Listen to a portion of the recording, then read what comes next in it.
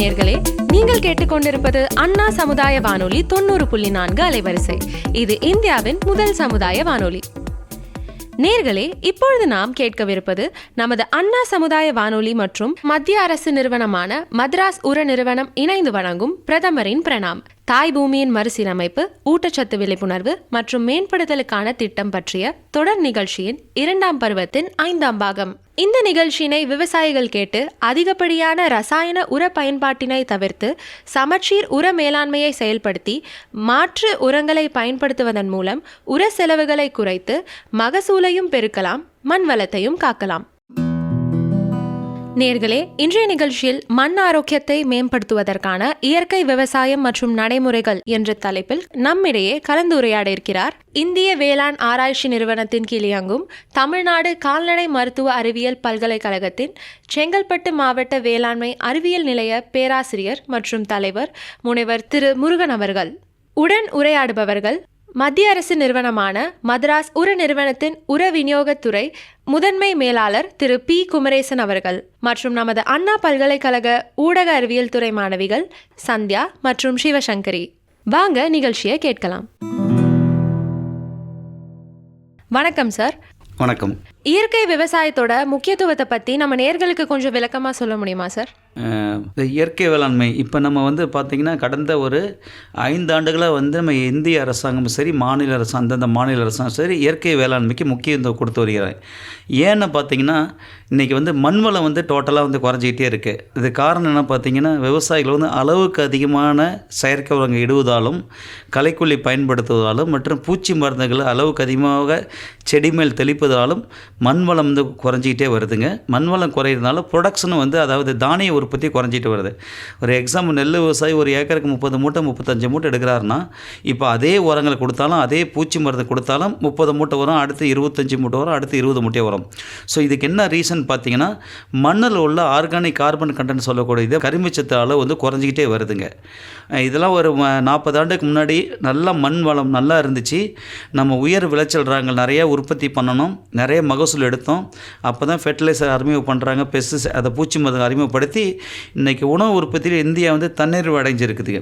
இன்னும் 5 ஆண்டுகளுக்கு உணவே விவசாயம் ஃபெயிலியர்னா கூட மக்களுக்கு உணவு கொடுக்குற அளவுக்கு இந்திய அரசு, மாநில அரசுக்கிட்ட உணவு தானிய உற்பத்தி இருக்குது.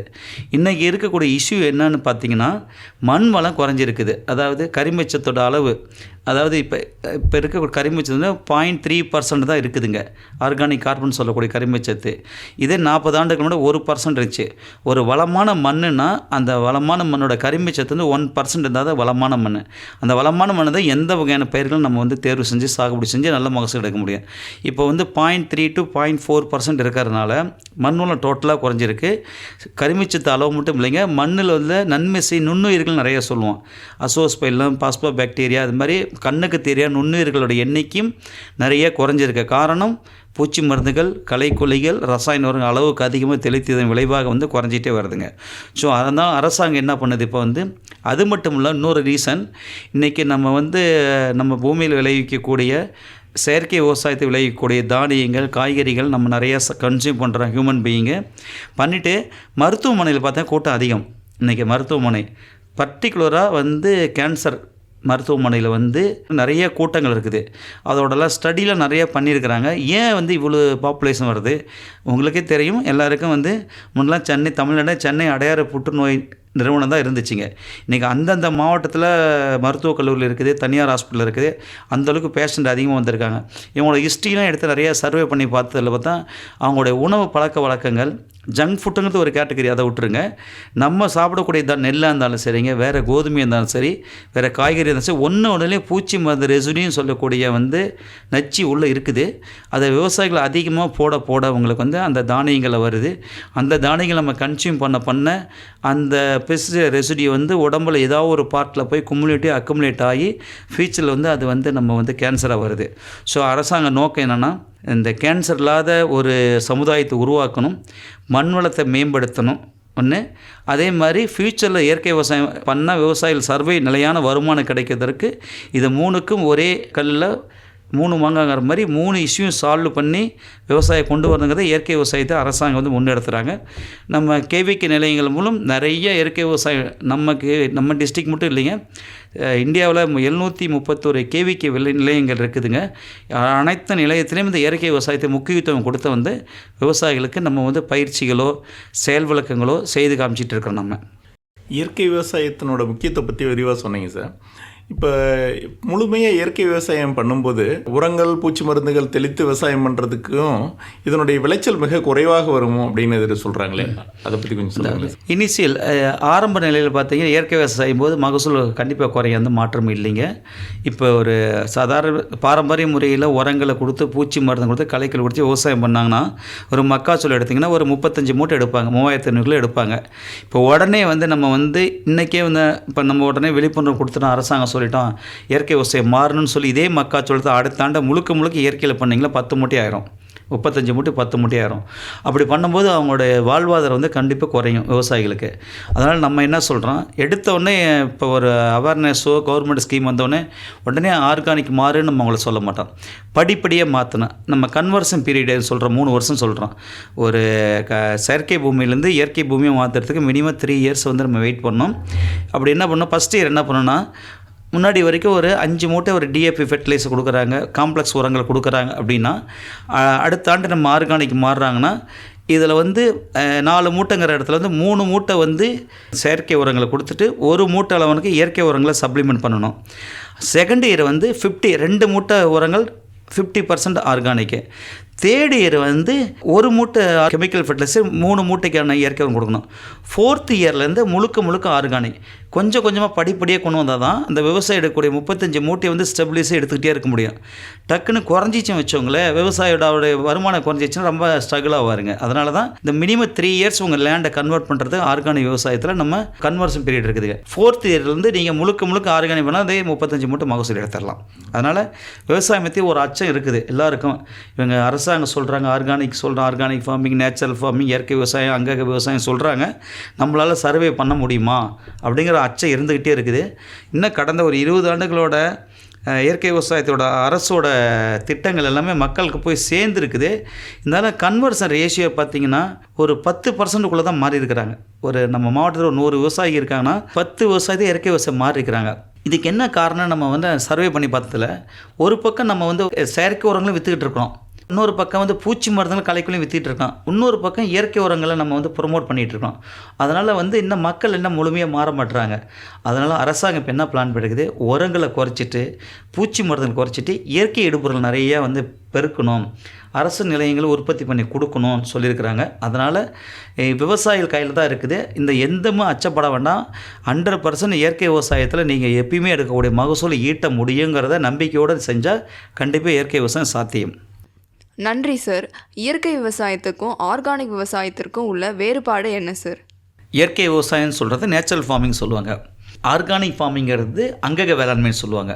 ரெண்டுலேயுமே வந்து ரசாயன உரங்களையோ பூச்சிக்கொல்லி மருந்துகளோ களைக்கொல்லியோ பயன்படுத்தாத பண்ணுறது தான் பொதுவாக இயற்கை விவசாயம்னு சொல்லுவோம். இந்த இயற்கை விவசாயத்துக்குள்ளே தான் 2 உட்பிரிவு, அங்கக விவசாயம், ஆர்கானிக் ஃபார்மிங், நேச்சுரல் ஃபார்மிங். இயற்கை விவசாயம் சொல்கிறேன். அதாவது இயற்கை விவசாயம்னா எந்த இடுபொருளும் வெளியிலேருந்து வரக்கூடாது.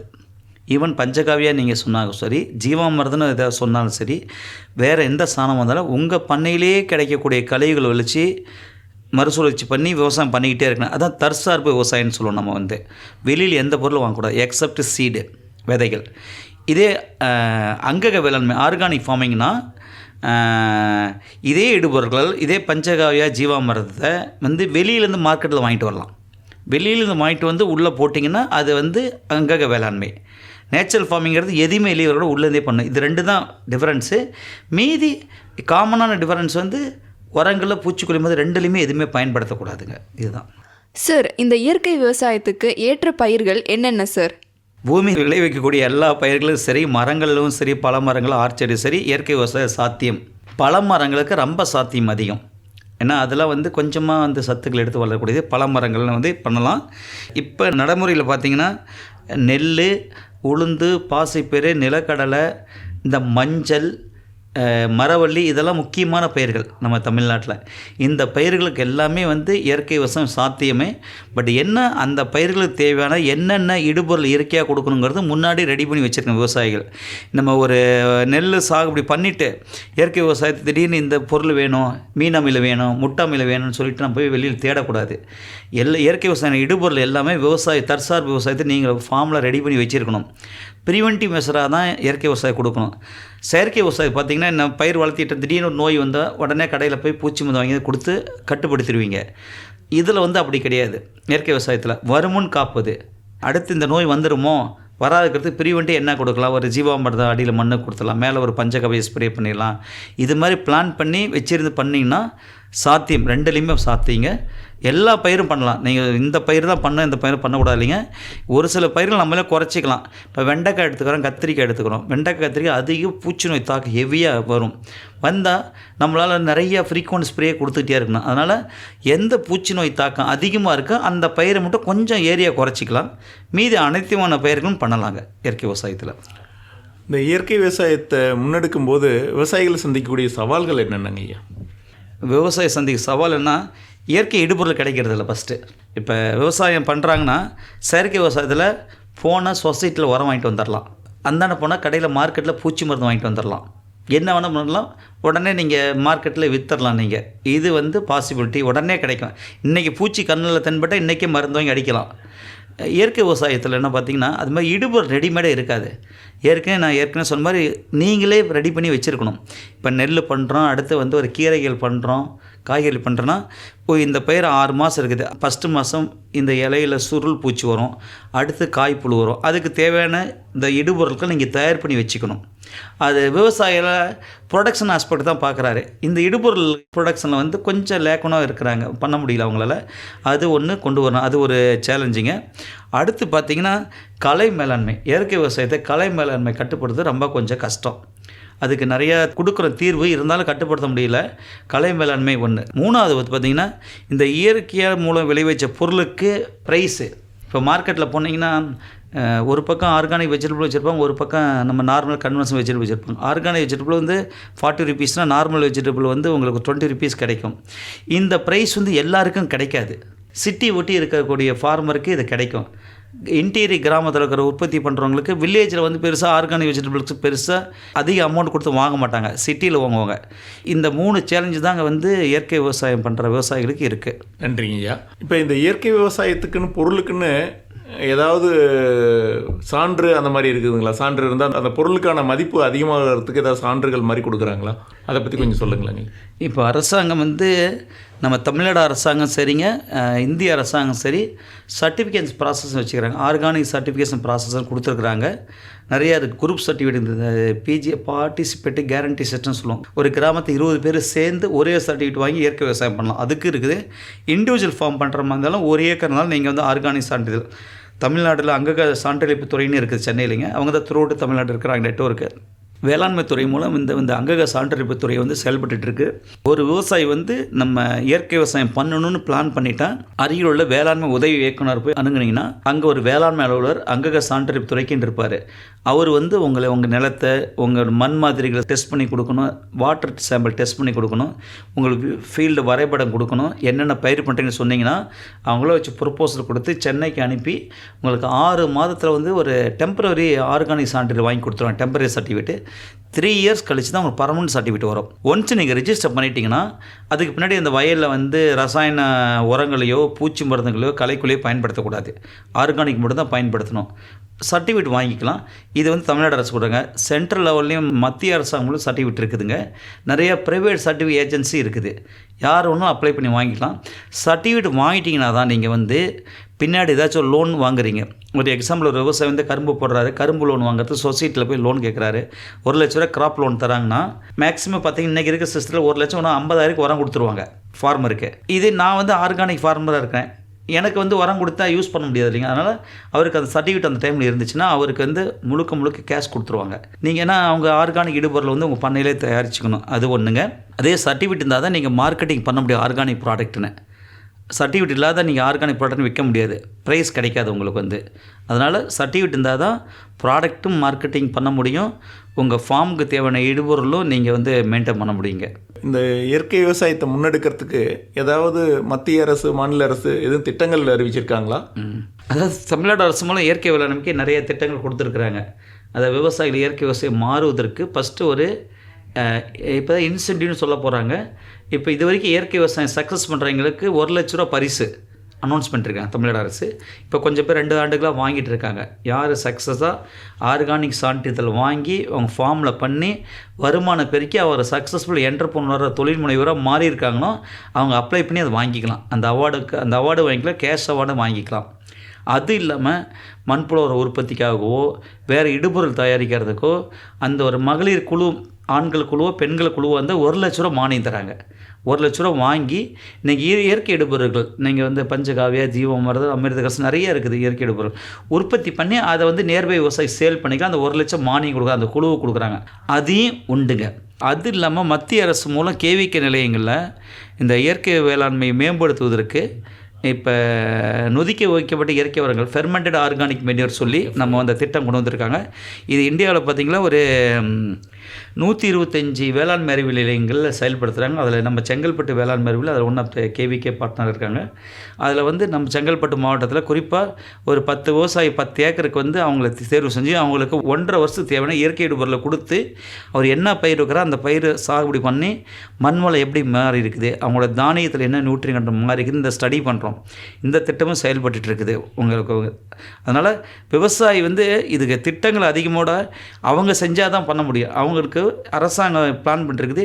யாரெல்லாம் இயற்கை விவசாயம் செய்கிறாங்களோ அவங்களுக்கு இன்சென்டிவ் தரத்துக்கு முன் வந்திருக்கிறாங்க. இப்போ 1 ஏக்கர் நான் பண்ணுறேன்னா எனக்கு ஒரு வருடம் ஒரு 10,000 கொடுத்தோம் வச்சோங்களேன். நான் வேறு எந்த பொருள் கொடுத்தாலும் அவருக்கு யூஸ் ஆகாது, கேஷாக கொடுத்தா தான் அவர் ஓனாக தயாரிக்கணும் இடுபொருளை. அதுக்காக கொடுக்குறது பிளான் பண்ணிருக்காங்க. கூறிய விடைவில் அதை நடைமுறைப்படுத்த போகிறாங்க. ரசாயன உரங்களுக்கு மாற்றாக இயற்கை இடுபொருள்கள் பயன்படுத்தலாம்னு சொன்னீங்க. அந்த இடுபொருள்கள் என்னென்னங்கிறது கொஞ்சம் விரிவாக சொல்லுங்கண்ணே. இயற்கை விவசாயத்தில் முதல் ஸ்டெப்னா மண்புழு உரம் தாங்க. மண்புழு உரம் ஒன்று பண்ணலாம். அடுத்து வந்து பஞ்சகாவியான்னு ஒன்று பண்ணலாம், ஜீவாமிர்தம் ஒன்று பண்ணலாம், அமிர்த கரைசல் ஒன்று பண்ணலாம். அது இல்லாமல் தேமோர் கரைசல் சொல்லுவாங்க, தேமோர் கரைசல் ஒன்று பண்ணலாம். இஞ்சி பூண்டு பச்சை மிளகாய் கரைசல் சொல்லுவாங்க. சொல்லிகிட்டே போகலாம். 25 ப்ராடக்ட்டுக்கு மேலே நான் தமிழ்நாட்டோட நம்மாழ்வாரோட அவர் இயற்கை வேலை அவரும் சொல்லியிருக்காரு. மகாராஷ்டிரா மாநிலத்தில் சுபாஷ் பாலேக்கர்னு ஒருத்தருக்கு அவரும் சொல்லியிருக்காரு. இது மாதிரி 25 ப்ராடக்ட் மேலே இருக்குதுங்க. இதில் ஒரு 15 ப்ராடக்ட்டு அந்தந்த வேளாண்மை பல்கலைக்கழகம் வேலிடேட் பண்ணி கொடுத்துருக்காங்க, செக் பண்ணி கொடுத்து இதெல்லாம் நல்லா வேலை செய்யுதுன்னு சொல்லிட்டு. ஸோ இதெல்லாமே வந்து நம்ம நிலையத்தின் மூலம் பயிற்சியும் கொடுக்குறோம், ஹேண்ட்ஸ் ஆன் ட்ரைனிங் வந்து கற்றுக்கிட்டு போகலாம். இதுக்கு தேவையான பொருளும் வந்து நம்ம மேனுஃபேக்சர் அதை உற்பத்தி பண்ணி சேல் பண்ணுறோம். ஸோ இதெல்லாமே ஒரு நான் ஏற்கனவே தற்சார்பு விவசாயம்னா நம்ம ஃபார்மில் எல்லாம் தயாரிக்கணும். நான் சொல்லக்கூடிய இடுபொருள்லாம் வச்சு நீங்களே உற்பத்தி பண்ணி வச்சுக்கிட்டிங்கன்னா அடுத்தடுத்த பயிருக்கு விடலாங்கிறத பிளான் பண்ணணும். இதில் மெயினாக பார்த்தீங்கன்னா ஜீவாமிர்தங்கிற ஒரு ப்ராடக்ட் வந்து கம்பல்சரி இயற்கை விவசாயம் பண்ணுறாங்க, கம்பல்சரி இருக்கணும், ஜீவாமிர்தம் இருக்கணும். ஏன்னா ஜீவன்கிறத ஒரு உயிர்னு சொல்லுவோம். மண்ணில் உள்ள நுண்ணுயிர்களுக்கு ஒரு அமிர்தம் கொடுக்கறது தான் ஜீவாமிர்தம்னு சொல்கிறோம் நம்ம நேமை. ஸோ நம்ம ரசாயன உரங்களுக்கு மாற்றாகவோ இல்லை வேறு என்ன அந்த க்ரோத் ரெகுலேட்டர்னு சொல்கிறோம், டானிக் சொல்கிறேன், எது மண்ணில் அதுக்கு பதிலாக ஜீவாமிர்தத்தை கொடுத்தாவே மேல் உரமும் கொடுக்குறதால அடி உரமும் தொடர்ந்து வந்து நீங்கள் வந்து அந்த ஒரு 15 டேஸ்க்கு ஒரு முறை நீங்கள் வந்து ஜீவாமிர்தம் கொடுத்தாவே பயிர் வந்து செழுமையாக வளரும். இயற்கை உரங்களை மட்டும் அடி உரமாக வந்து குப்பை எருவு, சாணமோ, மண்புழு உரமோ, தென்னை நாற்கொலி உரமோ எதை வேணால் போட்டுக்கலாம். மேல் உரமாக 15 டேஸ்க்கு ஒரு முறை ஜீவாமிர்தம் கொடுத்தாவே அவ்வளோ அற்புதம் பயிர் வளர முடியுங்க. சார், இயற்கை விவசாயத்தில் உயிர் உரங்களை பயன்படுத்தலாமா சார்? இயற்கை விவசாய உயிர் உரங்களை பயன்படுத்தலாம் தாராளமாக. தமிழ்நாடு அரசு வேளாண்மை துறை மூலம் நிறைய ஃப்ளண்டியாக கொடுத்துட்ருக்காங்க. அசோஸ்பைர்லாம் பாஸ்போ பாக்டீரியா, அசட்டோபாக்டர்னு சொல்லிட்டு ரைசோபியன்னு சொல்லிட்டு கொடுத்துட்ருக்காங்க. இதெல்லாமே உயிர் உரங்கள் ரொம்ப மலிவான விலையில் தான் கொடுக்குறாங்க. 6 ரூபா 200 கிராம் பாக்கெட்டுங்க. எங்கெங்கெல்லாம் விவசாயம் கிடைக்குதோ அதெல்லாம் வாங்கி ஒன்று வயலுக்கு மண்ணில் எருவோடு கலந்து போடலாம். இல்லை வயலில் பயிரெலாம் கூட அந்த பாக்கெட்டை பவுடர் வாங்கி எருக்குழியில் குட்டி வைக்கலாம், மல்டிப்ளை ஆகும். மழை வரும்போது இந்த ஏறு எடுத்து வயலில் போகலாம். அதான் கண்டிப்பாக வந்து மைக்ரோப் லோடு நம்ம இது வந்து ஆர்டிஃபிஷியலாக கொடுக்குறது. நம்ம சொல்கிற இயற்கை விவசாயத்தை நான் சொல்கிற ஜீவாமிர்தத்தை நீங்கள் கொடுத்தீங்கன்னாவே மைக்ரோபல் லோடு நிறைய சாயில் இன்க்ரீஸ் ஆகும். மண்புழு அடுத்த கான்செப்ட்டு. மண்புழு உள்ள விட்டாவே நிறைய மண்புழுக்கள் மண்ணில் வந்துட்டாவே வேறு எந்த அடிஷன் ஆஃப் இன்புட்டும் தேவையில்லைங்க. சார், இந்த இயற்கை விவசாயத்தில் விளையிற பொருட்களுக்கு உரிய விலை கிடைக்குமா? அதை எப்படி சந்தைப்படுத்தலாம் சார்? இயற்கை விவசாயத்தில் என்ன பார்த்தீங்கன்னா, உற்பத்தி பண்ணக்கூடிய பொருட்களுக்கு வந்து மார்க்கெட் ஆப்பர்ச்சுனிட்டி ஓனாக தான் கிரியேட் பண்ணணும் ஃபஸ்ட்டு விவசாயிகள். இப்போ ஒரு சில இடத்துல மட்டும் மார்க்கெட் இருக்குது, சூப்பர் மார்க்கெட்டில் இருக்குது. எல்லாருமே சூப்பர் மார்க்கெட்டை போய் கன்சியூமர் வாங்குறது இல்லைங்க. இப்போதைக்கு வந்து இயற்கை இடுபொருளுக்கு வந்து இதில் நிறைய மிடில் மேன் நிறைய இருக்கிறாங்க, வாங்கி விற்கிறாங்க. அதுக்கு தான் அந்த மாதிரி ஆப்பர்ச்சுனிட்டி கொடுக்கூடாத விவசாயிகளை வந்து ஒரு தொழில் முனைவராக மாற்றுறதுக்கு நம்ம ஏற்பாடு பண்ணுறோம். உற்பத்தி பண்ண பொருட்களை மதிப்பூட்டப்பட்ட பொருளாக மாற்றி ஆர்கானிக் சான்றிதழோடு நம்ம மார்க்கெட் பண்ணால் நல்ல லாபம் கிடைக்கலாம். அதுக்கு தான் ஒவ்வொரு விவசாயி வந்து தொழில் முனைவராக மாறணும். நம்ம இடைத்தரகர்களே கொண்டு வரக்கூடாது. கொண்டு வந்து அவன் பாதி அமௌண்ட் சாப்பிட்டு போயிடுறாங்க நம்ம. ஸோ இப்போதைக்கு இருக்கிற சோசியல் மீடியா தான் நல்ல பயங்கரமான பிளாட்ஃபார்ம். இப்போ இன்றைக்கி பண்ணக்கூடிய இயற்கை விவசாயிகள் எனக்கு தெரிஞ்சு 90% விவசாயிகள் வாட்ஸ்அப் மூலம் என்கிட்ட பாருங்கள், மாப்பிள்ளை சம்பா விளைவிச்ச நெல் இருக்குது, கருப்பு கொண்டு நெல் இருக்குது, என்கிட்ட 200 விலைன்னு சொன்னிங்கன்னா விவசாயிகிட்ட வாங்க தான் கன்சியூமர் ப்ரிஃபர் பண்ணுறாங்க. ஒரு சூப்பர் மார்க்கெட்லேயோ ஒரு ஷாப்லேயோ வாங்குறதுக்கு எந்த கன்சியூமரும் ப்ரிஃபர் பண்ணுறதில்ல. ஏன்னா அது ஒரிஜினல் இருக்குமா இல்லையான்னு டவுட் இருக்குது. அதனால் காய்கறிகளுக்கு தான் நிறைய டிமாண்ட் இருக்குது. ஆர்கானிக் வெஜிடபிள்ஸ் நிறைய இடத்துல கிடைக்கிறதில்ல. ஃபுட் கிரெயின் கிடைச்சிடும். இப்போ உளுந்து, பாசிப்பயிறு இதெல்லாம் வந்து ஸ்டோர் பண்ணி நம்ம விற்றுக்கலாம். பெரிசபிள் வெஜிடபிள்ஸ் வந்து ஃப்ரெஷ்ஷாக கிடைக்கணும்னா ஆர்கானிக்கில் வந்து நீங்கள் அந்தந்த ஏரியாவில் இருக்கிற வந்து ஏதாச்சும் இப்போ நிறைய விவசாயி எல்லா குழுவிலும் ஏகப்பட்ட குழு இருக்காங்க. நம்மளுடைய இன்றைக்கி வெண்டைக்காய் வந்து 50 கிலோ இருக்குதுங்க, நாட்டு வெண்டை இருக்குது, காய்கறி இருக்குதுன்னு நீங்கள் குரூப்பில் போட்டிங்கன்னா அதுக்குன்னு கன்சியூமர் நிறைய இருக்கிறாங்க, வாங்குறதுக்கு இருக்கிறாங்க. செப்பரேட்டாக மார்க்கெட்டாக உழவர் சந்தையில் இருக்குது. அரசு வந்து ஒவ்வொரு மாவட்டத்துலேயும் உள்ள கிராமப்புறங்களில் சிட்டி வரத உழவர் சந்தைன்னு ஒரு கான்செப்ட் வச்சுக்கிறாங்க. அங்கே விவசாயிகள் மட்டும் தான் உள்ளே விற்க முடியும். அந்த இடத்துல யார் யார் ஆர்கானிக் சான்றிதழ் வச்சுருக்காங்களோ அவங்களுக்கு வந்து உழவர் சந்தையில் செப்பரேட் இது பாருங்கள் இயற்கை அங்காடின்னு சொல்லி போர்டு வச்சு சான்றிதழ் தொங்க விட்ருப்பாங்க. அவங்ககிட்ட போய் வாங்கிக்கலாம். வெளியில் 20 ரூபா கத்திரிக்காய்னா அவர்கிட்ட 25 ரூபா, ஒரு 5 ரூபா அதிகமாக இருக்குது. அவ்வளோதான். அரசு வந்து ஃபஸ்ட்டு ஸ்டெப்பு உழவர் சந்தையில் ஆர்கானிக் ஸ்டால் கொடுத்துருக்குறாங்க. அது இல்லாத நடுவில் இவங்க சொன்ன மாதிரி மார்க்கெட்டிங்கில் வந்து இப்போ மிடில் மேன் சொல்கிறாங்களே, எக்ஸ்போர்ட் பண்ணுறாங்களேங்க. எக்ஸ்போர்ட் பண்ணுறது நிறைய ஆப்பர்ச்சுனிட்டி இருக்குது. அவங்க தான் இயற்கை விவசாயிட்ட வாங்கி கம்மி விலைக்கு வாங்கி வெளிநாடுகளுக்கு ஏற்றுமதி பண்ணி நல்ல வருமானம் பெருக்கிறாங்க. அதுதான் அரசாங்கம் வந்து அப்பீடான ஒரு நிறுவனம் இருக்குதுங்க. அந்த நிறுவனத்து மூலம் ஒவ்வொரு விவசாயிகளுக்கும் வந்து அவங்களுக்கு சப்போர்ட் பண்ணுறதுக்கு நீங்கள் உற்பத்தி பண்ணால் உங்களை மார்க்கெட் பண்ண வச்சு எக்ஸ்போர்ட் பண்ணி பணம் வரவழைச்சி கொடுக்குற வரைக்கும் அரசு வந்து ரெடியாக இருக்குது. பட் விவசாயிகள் முன் வரணும். இடைத்தரல் போய் கொடுக்கக்கூடாது. நமக்கு எதுக்கு இந்த பாடு, நம்ம விற்றமா பணம் வந்தமான்னு இருக்கிறாங்க. அப்படி இல்லாமல் மார்க்கெட்டிங் பண்ணி எக்ஸ்போர்ட் வரைக்கும் விவசாயிகள் போனோம்னா உங்களுக்கு வந்து மும்மடங்கு வருமானம் இருக்குது. அதுக்கு விவசாயம் முன் வரணும். அதுக்கு அரசு எல்லா விதத்துலேயும் அவங்களுக்கு கேவிக்க நிலையங்கள்னாலும் சரி, வேளாண்மை துறை இருந்தாலும் சரி, மார்க்கெட்டிங் துறை செயல்படுறாங்க. அவங்க இப்போ விவசாயிகள் முன் வந்தால் தான் இந்த திட்டம் நல்லா இருக்குன்னு சொல்கிறீங்க சார். அதே டைம் வந்து ஒரு விவசாயி வந்து முழுவதுமாக இயற்கை விவசாயம் மாறணும்னு நினைத்தாலும் பக்கத்தில் இருக்கிற விவசாயிகள்லாம் எல்லாரும் வந்து செயற்கை விவசாயம் பண்ணும்போது அவரால் அந்த இடத்துல பண்ண முடியுங்களா? அதில் இருக்கிற இடைஞ்சல்கள் என்ன? அதாவது இப்போ நம்ம இயற்கை விவசாயத்துக்கு ஒரு சான்றிதழ் வாங்கிடுறீங்க. உங்கள் வரப்புக்கு இந்தாண்ட தான் உங்கள் வயல் இருக்கும். அடுத்த வயலில் வந்து அவர் வந்து ரசாயன விவசாயம் பண்ணுவார், பூச்சி மருந்து அடிப்பார். அது மாதிரி அடிச்சுன்னா உங்கள் நிலத்தை கொடுக்க மாட்டாங்க சான்றிதழ். மினிமம் ஐசோலேஷன் டிஸ்டன்ஸ் சொல்லுவோம் நாங்கள். ஒரு இடத்துக்கும் மினிமம் இவ்வளோ டிஸ்டன்ஸ் இருக்கணும்னு சொல்லி அதுக்கு குறைஞ்சி 10 மீட்டர்னாச்சும் இருக்கணுங்க டிஸ்டன்ஸ். அடுத்த ஒரு வயலுக்கு நம்ம வயலுக்கும் அந்த 10 மீட்டர் கேப்பில் வந்து உயிர் வேலி நம்ம அமைச்சிக்கணும். உயிர் வேலி, கிழவு முள் இருக்குது, கிளரிசிடியா, நிறைய பிளான்ட், அதாவது செடி வந்து ஒரு 6 அடி 8 அடி வரைக்கும் உயரமாக வளர்த்திட்டிங்கன்னா அடுத்த காட்டில் அடிக்கக்கூடிய மருந்துகள் உரங்கள் உங்கள் வயலுக்கு வராது இருக்கிறதுக்காக தான் 10 மீட்டர் கேப்பு உயிர் வேலி சுற்றி அமைச்சிட்டிங்கன்னா நம்ம சேஃபாக இருக்கலாம், நம்ம பண்ண முடியும். உயிர் வேலி அமைக்கணும். இல்லைப்பா, அதில் வந்து இப்போ பக்கத்தில் இவர் வந்து பூச்சி மருந்தே அடிக்காமல் இவர் விவசாயம் பண்ணுகிறாரு.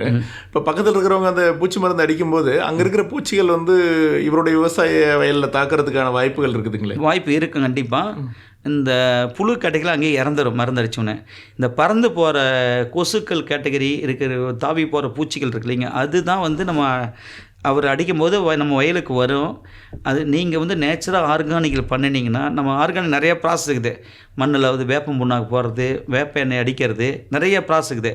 இதெல்லாம் பண்ணிங்கன்னா நேச்சுரல் செடியில் வந்து அந்த பிளான்ட்டில் வந்து கசப்புத்தன்மை வரும். கசப்புத்தன்மை வந்துட்டாவே உங்கள் வந்து தீமை செய்ய எந்த இன்செக்ட்டும் வந்து உட்காந்து அந்த ஜூஸை சக் பண்ணாது. சக்கிங் பேஸ்ட் தானே ஜூஸ் சக் பண்ணி எடுக்குது. அதே மாதிரி இந்த கிராப் பண்ணி சாப்பிடும், அந்த இலையை வந்து சுரண்டி சாப்பிடும்னு சொல்லுவோம் இல்லைங்க, புழுக்கள். இது ரெண்டுமே வந்து ஒரு கசப்புத்தன்மை ஏற்படுத்தும். ஆர்கானிக் ஃபார்மிங் பண்ணும்போது கசப்புத்தன்மை வரும்போது உங்கள் ஃபீல்டுக்கு வர்றதுக்கு எஸ்கேப் ஆகி அடுத்த வயலில் தான் போகும், உங்களுக்கு வராதுங்க. அதேமாரி வந்தாலும் நம்ம இயற்கையில் இடுபொருள் நிறையா இருக்குது. இதில் பஞ்சகாவியா கொடுக்கலாம், 3G கரைசல் கொடுக்கு ஸ்ப்ரே பண்ணி கட்டுப்படுத்திடலாம். அதை பற்றி பயம் இல்லை. அதுக்கு தான் உயிர் வேலி ஃபஸ்ட்டு அடைச்சிடணும்.